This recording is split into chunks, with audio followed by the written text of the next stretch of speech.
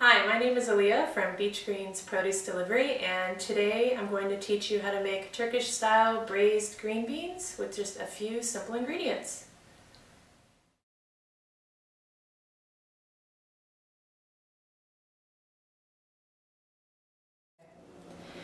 First we're going to start with chopping an onion, and here I have a sweet yellow onion, but feel free to use white onion or a yellow onion. You could even use a red onion if that's all that you had. I'm going to start by chopping off the end here, and then I'm going to chop it in half. You'll notice that I didn't chop off the root end here. That's going to help keep it intact while you are chopping it into smaller pieces. So I chop it in half to make the peeling a little bit easier. That makes peeling an onion easier. If you try to peel it whole, it can happen, but it's a little tougher. So we're going to peel one side here. And I'm going to start by making slices with my hand out of the way through the onion, but not all the way through, just down to the root end there. Make sure your fingers are out of the way. You don't want to cut those off.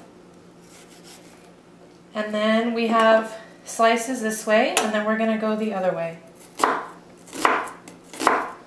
we want small little diced pieces of onion for this recipe. And now we're going to chop across.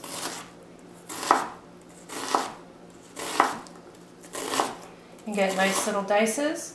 When we get kind of down to the end and it feels a little bit frightening, like you're going to chop your finger off, go ahead and just stop.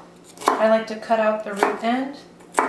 And then just rough chop, small chop, the pieces that are left over.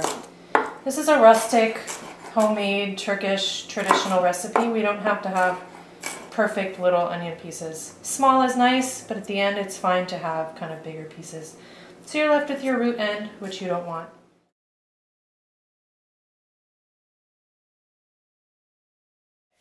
Now that we've chopped the onions for our green beans, we're going to move on to our carrots.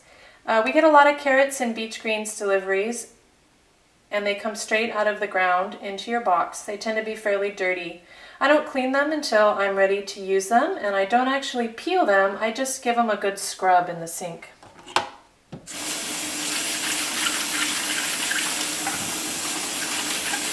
Not peeling them helps retain some of their mineral and nutrient value, and they don't have to be perfect. You just want to get off the grit so that you're not biting into it when you're eating. Now that our carrots are washed, we're going to chop them up for the green beans. I start by taking off the ends.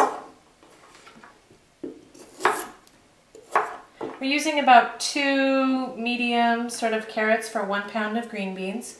And the shape of these carrots, they're fairly fat, so you want to kind of narrow them down a little bit, we'll say. So I'm going to chop them lengthwise at first into 3 pieces. And then chop again. I'm going for little cubes. If you don't want to do it this way, that's fine. Just have them kind of be a smaller size. We're going for little cubes like this. We'll go down straight again and go through. We're going to have a little pile of carrots that are slightly bigger cubes than our onion dices were. If you have nice skinny carrots, feel free to just maybe chop it in half once and go through it. That would be fine.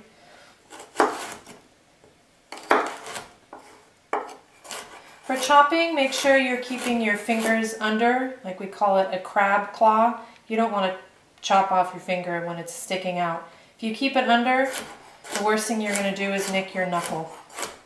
But hopefully that won't happen either. So you want to keep your fingers under.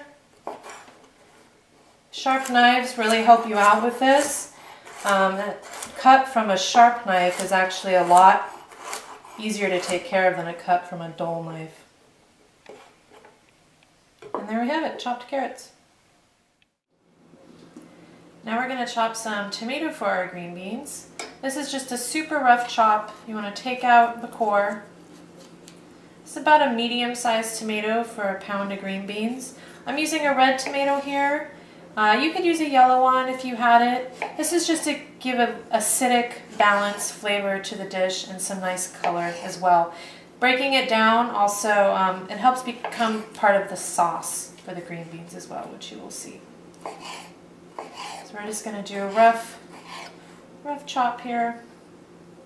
Nothing too fancy. You don't want huge pieces, but they don't need to be super small either.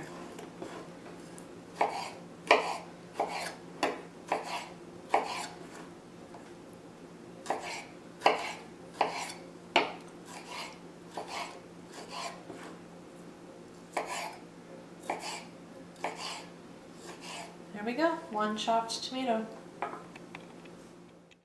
Now it's time to clean the green beans for this dish. It's really simple. All you need to do is take off the head part of the green bean. And I do that by just snapping. It's also a really easy way to tell if your green beans are fresh. The head should just snap right off. That's the portion that attaches to the plant. If you want, you can trim the tail off too, but it's not necessary. It's more of an aesthetic thing. When I make this for my daughter, she for some reason will not eat the little tail. She's 4. So I trim them for her. But don't go to all the extra work if you don't have to. You can just quickly clean all your green beans, give them a rinse, and we are ready to start cooking. So now it's time to start assembling our Turkish style braised green beans. In this we have our chopped onion and our chopped carrot, our chopped tomato, our 1 pound of rinsed green beans that have been cleaned, and some tomato paste as well. I'm going to start by turning on the pan to a medium heat. You want to use a wide, shallow pan that'll hold about 1 pound of green beans, and a lid is helpful as well. That's something that you want to have for your pan. I'm going to start by adding quite a bit of olive oil, about 1/2 cup. This dish is from, there's a lot of recipes in Turkish cooking that require quite a bit of olive oil. They're called zeytinyağlı dishes, which basically just means with olive oil. So you want to gently warm your olive oil over a medium heat, and then start to add your onions, your carrots, and your tomatoes. So I've added my onions to the warmed olive oil, and to that I'm going to add my chopped carrots, the chopped tomatoes. I'm going to give that a stir. And now I'm going to add a little bit of salt. The salt is going to add flavor, as well as going to help the vegetables break down a little bit as well. I always like to salt throughout my dishes, not just at the end, because I think it helps build levels of flavor. So that's cooking together. And I'm going to add a little bit of tomato paste. These dishes, these zeytinyağlı dishes in Turkish cuisine, are very simple, and the sauce that they're based on is basically just tomatoes, often tomato paste, and a lot of olive oil. So here's some tomato paste. I'll probably put in 1 to 2 tablespoons. And let that all cook down. Stir it together so it's all combined nicely.